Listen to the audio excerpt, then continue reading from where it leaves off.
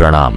मेरी मानता बहनों को कभी कभी एक बहुत छोटा सा विचार भी पूरे ब्रह्मांड की दिशा बदल देता है, और कभी एक माँ के हृदय में उठी एक शांत प्रार्थना इतनी शक्तिशाली हो जाती है कि समय भी उसके आगे झुक जाता है। आज जो कथा आरंभ हो रही है वह केवल एक बालक की कहानी नहीं है, यह उस शक्ति की कहानी है जो गर्भ में पलती है। यह उस भाव की कथा है जो शब्दों से नहीं बल्कि आत्मा से बोला जाता है। यह उस संकल्प की यात्रा है जो अपमान से जन्म लेता है और अमृतत्व तक पहुंच जाता है। यह कथा है एक ऐसे बालक की जिसने किसी से युद्ध नहीं किया फिर भी जीत गया, जिसने किसी को हराया नहीं फिर भी सबसे ऊपर उठ गया, और जिसने दुनिया से कुछ मांगा नहीं फिर भी उसे वह स्थान मिला जहां आज भी आकाश झुककर प्रणाम करता है। उस बालक का नाम था ध्रुव, लेकिन ध्रुव बनने से पहले वह भी एक सामान्य शिशु था। एक माँ के गर्भ में पलता हुआ एक मासूम भाव, एक शांत ऊर्जा, एक अदृश्य बीज जिसकी जड़ें दिखाई नहीं देती लेकिन जिसकी शक्ति पूरे जीवन को आकार देती है। और इसलिए यह कथा शुरू होती है वहां से जहां कोई देख नहीं सकता, जहां कोई सुन नहीं सकता, लेकिन जहां सबसे ज्यादा निर्माण होता है एक माँ के गर्भ से। एक स्त्री जब माँ बनती है तो वह केवल एक शरीर को जन्म नहीं देती, वह एक भविष्य को आकार देती है, एक दिशा को जन्म देती है, एक चेतना को धरती पर लाती है। और ऐसी ही एक स्त्री थी जिसका नाम था सुनीति। वह किसी महल की सबसे प्रिय रानी नहीं थी, उसके पास वैभव नहीं था, उसके पास शक्ति नहीं थी, लेकिन उसके पास एक ऐसी चीज थी जो किसी भी राज सिंहासन से बड़ी होती है। उसका हृदय शांत था, उसका मन निर्मल था, और उसकी आत्मा में ईश्वर के लिए एक सच्चा भाव था। जब उसे यह ज्ञात हुआ कि वह माँ बनने वाली है तब उसने इस समाचार को उत्सव की तरह नहीं बल्कि एक जिम्मेदारी की तरह लिया। उसने स्वयं से कहा कि अब जो भी वह सोचेगी, जो भी वह महसूस करेगी, जो भी वह अपने भीतर संजोएगी, वही उसके गर्भ में पल रहे बालक के भीतर उतर जाएगा। और उसी दिन से उसने अपने जीवन को बदलना शुरू कर दिया। सुबह होते ही वह सबसे पहले अपने भीतर की शांति को जगाती। वह आंखें बंद करती और गहरी सांस लेकर अपने हृदय पर ध्यान केंद्रित करती। फिर धीरे से अपने गर्भ पर हाथ रखकर अपने बच्चे से बात करती, जैसे वह पहले से उसे जानती हो, जैसे वह कोई अनजान आत्मा नहीं बल्कि उसका अपना अंश हो। वह कहती, बेटा, इस संसार में सब कुछ वैसा नहीं होगा जैसा हम चाहते हैं, लेकिन तू ऐसा बनना कि परिस्थितियां तुझे बदल ना सकें। तू ऐसा बनना कि जब तू अकेला हो तब भी तुझे डर ना लगे, क्योंकि तेरे भीतर ही ईश्वर का निवास होगा। वह जो भी भोजन करती पहले उसे भगवान को अर्पित करती, फिर वही भोजन ग्रहण करती, क्योंकि उसे विश्वास था कि भोजन केवल शरीर को नहीं बल्कि विचारों को भी प्रभावित करता है। और वह नहीं चाहती थी कि उसके बच्चे के भीतर कोई अशांति जाए। वह दिन भर अधिक नहीं बोलती थी, लेकिन जो भी बोलती थी उसमें करुणा होती थी, शांति होती थी और सच्चाई होती थी। धीरे धीरे समय बीतता गया और उसके गर्भ में पल रहा वह बीज अब आकार लेने लगा। लेकिन यह केवल शरीर का विकास नहीं था, यह संस्कारों का निर्माण था। हर रात सोने से पहले वह कुछ न कुछ अच्छा सुनती, कभी मंत्र, कभी भजन, कभी शास्त्रों के शब्द, क्योंकि वह जानती थी कि गर्भ में पल रहा शिशु सब कुछ सुनता है। वह शब्दों को नहीं समझता, लेकिन उनके पीछे के भाव को जरूर महसूस करता है, और उसी भाव से उसका व्यक्तित्व बनता है। कई बार वह अपने बच्चे से ऐसे बात करती जैसे वह सामने बैठा हो। वह कहती, मुझे नहीं पता इस दुनिया में तुझे कितना प्रेम मिलेगा, लेकिन मैं तुझे इतना मजबूत बनाऊंगी कि तू प्रेम का स्रोत बन जाए। लोग तुझसे प्रेम मांगे और तू उन्हें प्रेम दे सके। तू ऐसा बने जो किसी के तिरस्कार से टूटे नहीं बल्कि उससे और भी उज्जवल हो जाए। समय अपनी गति से चलता रहा। महल में कोई विशेष उत्सव नहीं था, कोई विशेष तैयारी नहीं थी, लेकिन उस छोटे से कक्ष में जहां सुनीति रहती थी वहां हर दिन एक अदृश्य यज्ञ हो रहा था। हर दिन एक नई ऊर्जा जन्म ले रही थी। और फिर वह क्षण आया जब रात का अंतिम पहर था, आकाश शांत था और चारों ओर एक गहरी स्थिरता थी। उसी समय एक बालक ने जन्म लिया। कोई शोर नहीं हुआ, कोई घोषणा नहीं हुई, लेकिन प्रकृति ने उसे स्वीकार किया जैसे वह पहले से उसका इंतजार कर रही हो। उस बालक का नाम रखा गया ध्रुव, और उसके जीवन की यात्रा शुरू हुई। लेकिन यह यात्रा सामान्य नहीं थी। क्योंकि वह जिस वातावरण में आया था वहां प्रेम सीमित था और भेदभाव स्पष्ट था। ध्रुव का बचपन महल में बीता, लेकिन उसे वह स्नेह नहीं मिला जिसकी एक बच्चे को आवश्यकता होती है। वह अक्सर दूर खड़ा होकर अपने पिता को देखता। वह चाहता था कि वह भी उनके पास जाए, उनकी गोद में बैठे उनसे बातें करे, लेकिन हर बार उसके कदम वहीं रुक जाते। उसके भीतर एक झिझक थी, एक अनकहा डर था कि शायद उसे स्वीकार नहीं किया जाएगा। और एक दिन वही हुआ जिसका उसे डर था। एक दिन जब उसने साहस करके अपने पिता की ओर कदम बढ़ाया और उनके पास जाकर उनकी गोद में बैठने का प्रयास किया, तभी उसे रोक दिया गया। शब्द बहुत कठोर नहीं थे, लेकिन उनमें जो भाव था वह किसी भी तलवार से ज्यादा गहरा था। उसे बताया गया कि वह उस स्थान के योग्य नहीं है, क्योंकि वह उस रानी की संतान नहीं है जिसे राजा सबसे अधिक प्रेम करते हैं। यह सुनकर ध्रुव कुछ क्षण के लिए स्थिर हो गया। उसे समझ नहीं आया कि वह क्या करे। वह रोया नहीं, उसने कुछ कहा भी नहीं, लेकिन उसके भीतर कुछ टूट गया था। वह धीरे से वहां से मुड़ा और अपनी माँ की ओर चल पड़ा। उसके कदम भारी थे, लेकिन उसकी आंखों में आंसू नहीं थे, क्योंकि कभी कभी दर्द इतना गहरा होता है कि वह आंसुओं के रूप में बाहर नहीं आता, वह सीधे आत्मा में उतर जाता है। जब वह अपनी माँ के पास पहुंचा तो उसकी आवाज कांप रही थी। उसने पूछा, माँ, क्या मैं सच में उस स्थान के योग्य नहीं हूं? क्या मुझ में कुछ कमी है? सुनीति ने उसे अपने सीने से लगाया और कुछ क्षण तक कुछ नहीं कहा, क्योंकि वह जानती थी कि इस समय शब्दों से ज्यादा जरूरी है। स्पर्श उसने धीरे से कहा, बेटा, इस संसार में हर किसी को वह नहीं मिलता जो वह चाहता है, लेकिन इसका अर्थ यह नहीं है कि वह उसके योग्य नहीं है। इसका अर्थ केवल यह है कि उसके लिए कुछ और बड़ा तय किया गया है। अगर तुझे यहाँ स्थान नहीं मिला तो इसका मतलब है कि तेरे लिए कहीं और एक ऐसा स्थान है जो इससे भी बड़ा है। ध्रुव ने पूछा, कहाँ माँ? तब सुनीति ने उत्तर दिया, वहां जहां कोई भेदभाव नहीं है, जहां सबको समान दृष्टि से देखा जाता है, जहां सच्चे भाव को पहचाना जाता है, वह स्थान है भगवान का धाम। अगर तू सच में जानना चाहता है कि तू कौन है तो तुझे वहां जाना होगा। यह सुनकर ध्रुव के भीतर कुछ जागा। एक नई आग, एक नया संकल्प उसने अपनी माँ की आंखों में देखा और कहा, क्या भगवान सच में मिलते हैं? सुनीति ने उत्तर दिया, अगर पुकार सच्ची हो तो अवश्य मिलते हैं। और यही वह क्षण था जब एक आहत बालक एक साधक में बदल गया। उसने निर्णय लिया कि वह भगवान को ढूंढेगा। वह उनसे पूछेगा कि क्या वह भी उन्हें उतना ही प्रिय है जितना कोई और अगले ही दिन वह बिना किसी को बताए महल से निकल पड़ा। उसके पास कुछ नहीं था, न भोजन, न वस्त्र, न कोई साथी, लेकिन उसके पास एक प्रश्न था और एक दृढ़ निश्चय था। उसके छोटे छोटे कदम एक लंबी यात्रा पर निकल पड़े। रास्ता कठिन था, लेकिन उसका मन विचलित नहीं था। वह चलता रहा, जब तक कि वह महल की सीमाओं से बहुत दूर नहीं निकल गया। अब उसके सामने जंगल था, घना, शांत और अनजान, लेकिन उसे डर नहीं लगा, क्योंकि उसके भीतर जो जल रहा था वह डर से कहीं अधिक शक्तिशाली था। वह था संकल्प, और यहीं से उसकी असली यात्रा शुरू होती है। एक ऐसी यात्रा जिसमें उसे खुद को खोकर खुद को पाना था।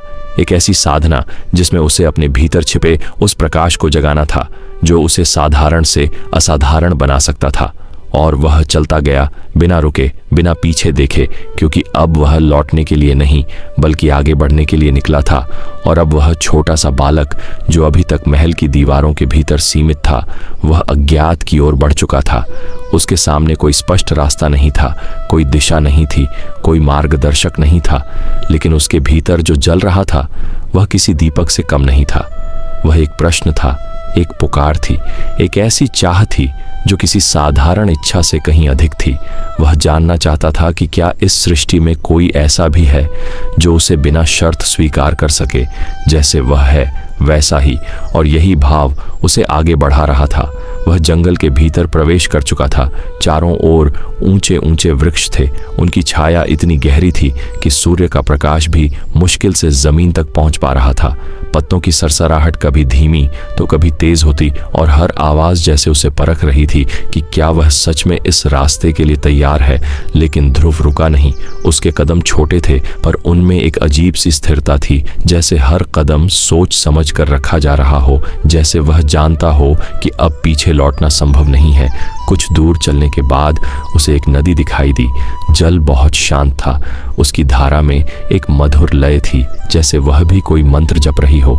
ध्रुव उस नदी के पास गया। उसने अपने हाथों से जल लिया, अपने चेहरे पर डाला और कुछ क्षण के लिए आंखें बंद कर लीं। उसे अपनी माँ की आवाज याद आई, जब भी थक जाओ तो सांसों में भगवान को पुकारना। वह वहीं बैठ गया। उसने गहरी सांस ली और पहली बार पूरे भाव से कहा, हे भगवान, अगर आप हैं तो मुझे मार्ग दिखाइए। उसकी आवाज बहुत धीमी थी लेकिन उसमें सच्चाई थी, और सच्चाई की सबसे बड़ी विशेषता यह होती है कि वह दूर तक जाती है, चाहे वह कितनी भी धीमी क्यों ना हो। धीरे धीरे शाम होने लगी। आकाश का रंग बदलने लगा और जंगल की आवाजें भी बदल गईं। दिन के पक्षी अब लौट चुके थे और रात के जीव जागने लगे थे। ध्रुव ने चारों ओर देखा। अब अंधेरा बढ़ रहा था लेकिन उसके भीतर एक अजीब सी शांति थी। वह एक पेड़ के नीचे बैठ गया। अपने घुटनों को पकड़कर उसने खुद को समेट लिया और पहली बार उसे अपनी माँ की याद आई। उसका मन भर आया लेकिन उसने रोने के बजाय अपनी आंखें बंद कर लीं, क्योंकि अब वह समझ चुका था कि यह यात्रा केवल बाहर की नहीं है, यह भीतर की भी है। और तभी जैसे किसी ने उसे देखा हो, जैसे कोई उसकी पुकार सुन रहा हो। उसी समय वहां से एक दिव्य पुरुष गुजर रहे थे। उनका चेहरा तेजस्वी था, उनकी आंखों में करुणा थी और उनके भीतर ज्ञान का सागर था। वह थे देवर्षि नारद। उन्होंने उस छोटे से बालक को देखा जो अकेले जंगल में बैठा था। न भय में था न भ्रम में, बल्कि एक अजीब सी तल्लीनता में था। नारद उसके पास आए और बहुत कोमल स्वर में बोले, बेटा, तुम यहाँ अकेले क्या कर रहे हो? ध्रुव ने आंखें खोली और बिना किसी डर के कहा, मैं भगवान को ढूंढ रहा हूँ। नारद कुछ क्षण के लिए मौन हो गए, क्योंकि इतनी छोटी उम्र में इतना स्पष्ट उत्तर बहुत दुर्लभ होता है। उन्होंने पूछा, तुम्हें किसने बताया कि भगवान को ढूंढा जा सकता है? ध्रुव ने कहा, मेरी माँ ने। उन्होंने कहा, अगर मन सच्चा हो तो भगवान दूर नहीं होते। नारद के चेहरे पर मुस्कान आ गई। उन्होंने समझ लिया कि यह बालक साधारण नहीं है। उन्होंने धीरे से कहा, भगवान को पाना आसान नहीं है। इसके लिए तप करना पड़ता है, धैर्य रखना पड़ता है, बहुत कुछ त्यागना पड़ता है। क्या तुम यह सब कर पाओगे? ध्रुव ने बिना सोचे उत्तर दिया, अगर भगवान मिलेंगे तो मैं सब सह लूंगा। नारद ने उसकी आंखों में देखा। वहां डर नहीं था, केवल दृढ़ता थी।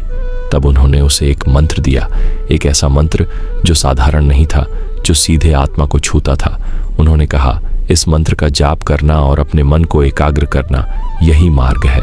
उन्होंने उसे बताया कि उसे जंगल के उस हिस्से में जाना होगा जहां कोई व्यवधान ना हो, जहां वह पूरी तरह अपने भीतर उतर सके। ध्रुव ने सिर झुका लिया। अब उसके पास दिशा थी, अब उसके पास साधन था।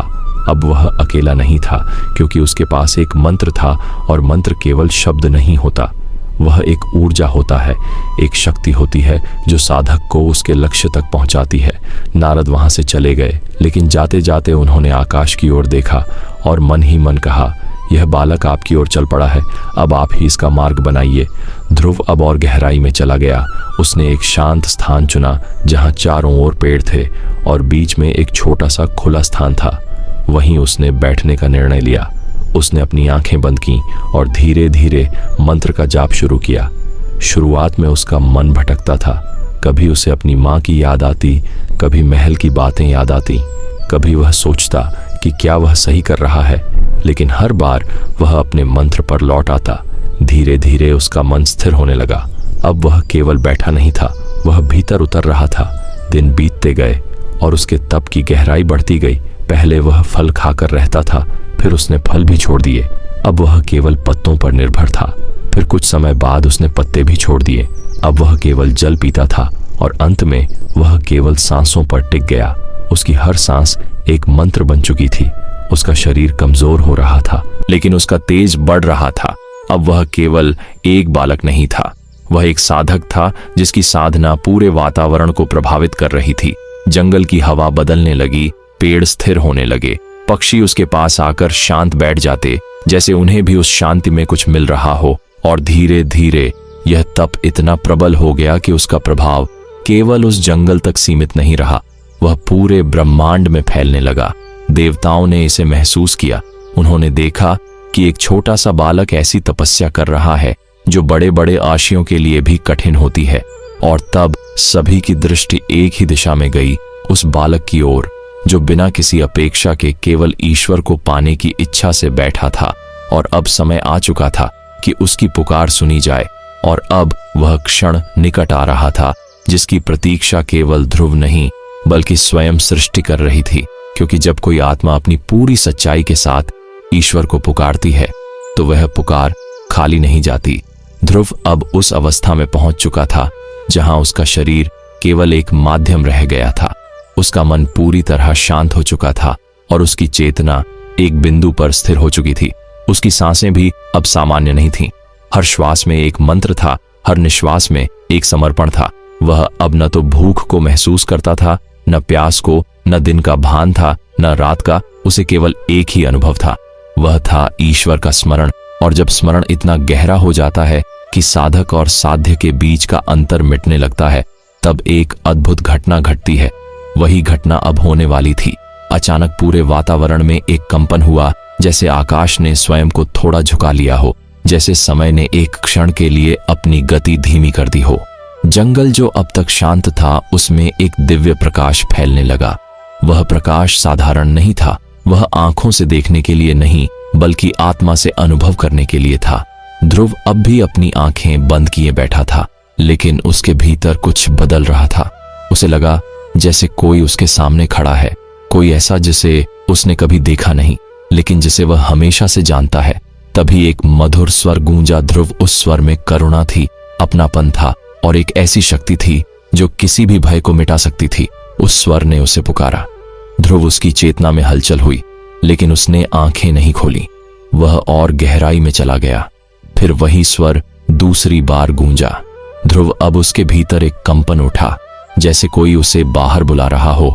और तीसरी बार जब वह पुकार हुई तब ध्रुव की पलकें धीरे धीरे कांपी और उसने अपनी आंखें खोलीं। सामने जो था उसे देखकर वह कुछ क्षण के लिए स्थिर रह गया, क्योंकि जो उसके सामने खड़ा था वह कोई साधारण रूप नहीं था, वह स्वयं भगवान थे। उनका स्वरूप शांत था, उनकी आंखों में अनंत करुणा थी, उनके चारों ओर प्रकाश के मंडल लहर रहे थे, जैसे सृष्टि का हर तत्व उन्हें प्रणाम कर रहा हो। ध्रुव ने उन्हें देखा और उस क्षण उसे समझ नहीं आया कि वह क्या करे। उसकी सांसें रुक सी गईं, उसका मन शून्य हो गया, वह केवल देखता रह गया, जैसे समय उसी पल में ठहर गया हो। कुछ क्षण बाद उसने अपने आप को संभाला और धीरे धीरे अपने दोनों हाथ जोड़ दिए। उसके होंठ कांप रहे थे, लेकिन उसके भीतर जो भाव था वह शब्दों से कहीं अधिक था। उसने बहुत धीरे से कहा, प्रभु, क्या यह सच है? क्या आप वास्तव में मेरे सामने हैं? भगवान मुस्कुराए। वह मुस्कान किसी भी भय को समाप्त करने के लिए पर्याप्त थी। उन्होंने कहा, हाँ पुत्र, मैं तेरे सामने हूं। तेरी भक्ति ने मुझे यहां आने के लिए बाध्य कर दिया। तेरी पुकार इतनी सच्ची थी कि मैं उसे अनसुना नहीं कर सका। ध्रुव की आंखों से आंसू बहने लगे, लेकिन यह आंसू दुख के नहीं थे, यह आंसू उस मिलन के थे जिसका उसने केवल अनुभव किया था, कभी देखा नहीं था। उसने कहा, प्रभु, मैंने आपको पाने के लिए सब कुछ छोड़ दिया। मैंने कोई इच्छा नहीं रखी, मैंने कुछ मांगा नहीं। मैं बस यह जानना चाहता था कि क्या मैं भी आपके लिए उतना ही प्रिय हूं जितना कोई और। भगवान ने उसके सिर पर हाथ रखा और कहा, पुत्र, मेरे लिए सब समान है, लेकिन जो मुझे सच्चे भाव से पुकारता है वह मेरे और भी निकट हो जाता है। तूने मुझे केवल याद नहीं किया, तूने अपने आप को मुझे समर्पित कर दिया। इसलिए अब तू केवल एक साधारण बालक नहीं रहा, तू मेरी भक्ति का प्रतीक बन गया है। ध्रुव ने सिर झुका लिया और कहा, प्रभु, मुझे कुछ नहीं चाहिए। मैं केवल इतना चाहता हूं कि आप मुझे कभी भूलें नहीं और मेरी मां को सुख दें, क्योंकि उन्होंने ही मुझे आपके पास भेजा। भगवान की आंखों में एक विशेष चमक आई। उन्होंने कहा, पुत्र, तेरी मां का प्रेम ही तेरी सबसे बड़ी शक्ति है। उसी ने तुझे यहाँ तक पहुंचाया है और तेरे इस निष्काम भाव से मैं प्रसन्न हूँ। इसलिए मैं तुझे एक ऐसा स्थान दूंगा जो किसी को भी सहज नहीं मिलता। तू अब स्थिरता का प्रतीक बनेगा, अटलता का प्रतीक बनेगा। मैं तुझे आकाश में वह स्थान दूंगा जहां से तू सदा चमकेगा, जहां से तू पूरी सृष्टि को दिशा देगा, जहां सूर्य, चंद्रमा और सभी नक्षत्र तेरे चारों ओर घूमते रहेंगे, लेकिन तू अचल रहेगा। तेरा नाम युगों युगों तक लिया जाएगा और हर वह व्यक्ति जो अपने जीवन में डगमगाएगा वह तुझे देखकर स्थिर होना सीखेगा। ध्रुव ने यह सब सुना, लेकिन उसके भीतर कोई अहंकार नहीं आया, क्योंकि वह जानता था कि यह सब उसकी तपस्या का नहीं बल्कि उसकी भक्ति का फल है।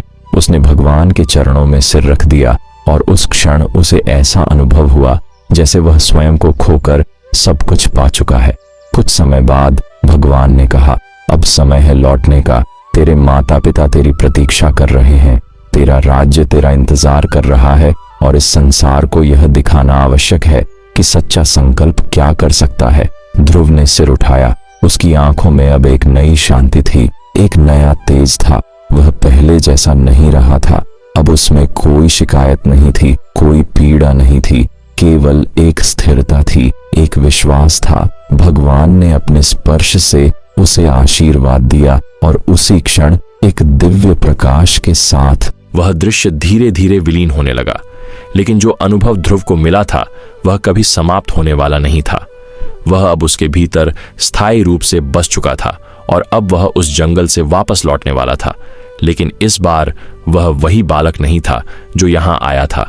वह अब एक तपस्वी था, एक ऐसा प्रकाश जो अब केवल अपने लिए नहीं बल्कि पूरे संसार के लिए चमकने वाला था।